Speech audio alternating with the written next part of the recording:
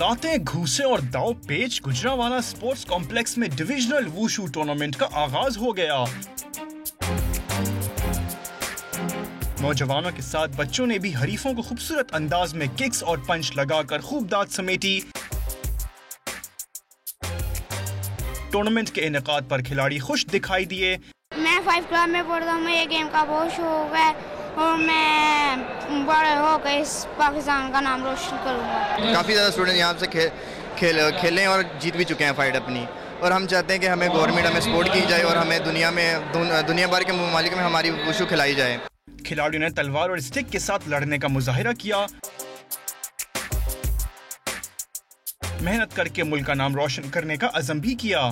खेलने का मुझे बहुत शौक है, इंशाल्लाह पाकिस्तान का नाम रोशन करूंगा और ये जो इवेंट हो रहा है ये हमारी गेम के लिए बहुत अच्छा है। पंजाब से टीमें आई है हमारी मुख्तलिफ जगह से और 10 टीमें और आज से पार्टिसिपेट शुरू हो चुका है और शाम तक फाइनल हो जाएगा।